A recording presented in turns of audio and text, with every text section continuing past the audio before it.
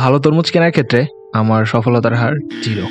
তরমুজ যেমনই কিনি ভিতর থেকে বের হয়ে আসে এক ফালি সাদা বস্তু। সো আজকের মিশন লাল তরমুজ। ফার্স্ট পরীক্ষা শেষ আর আজকের মিশন হচ্ছে আজকে তরমুজ কিনতে যাব। সহযোদ্ধা 1, সহযোদ্ধা 2।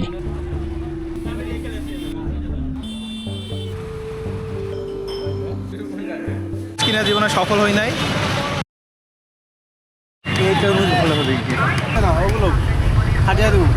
কত?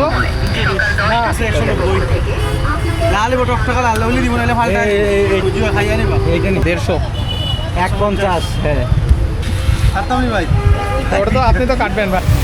ঠিক আছে নেও তো ভাই দানা বাড়িছে দানা দানা হ্যাঁ হ্যাঁ ঠিক আছে।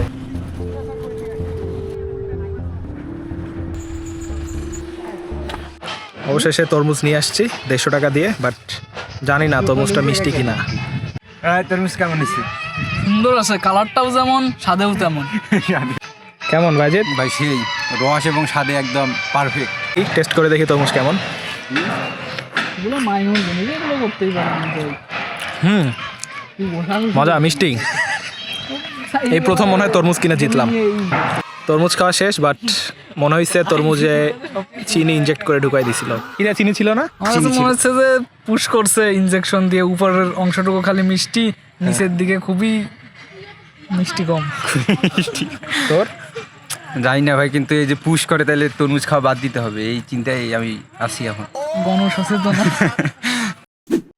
সো আজকে থেকে তরমুজ খাওয়া বাদ। তরমুজের বদল এদের মতো বাকরখানি খাবো শুধু সারাদিন। তরমুজ খাওয়ার আগে সাবধান।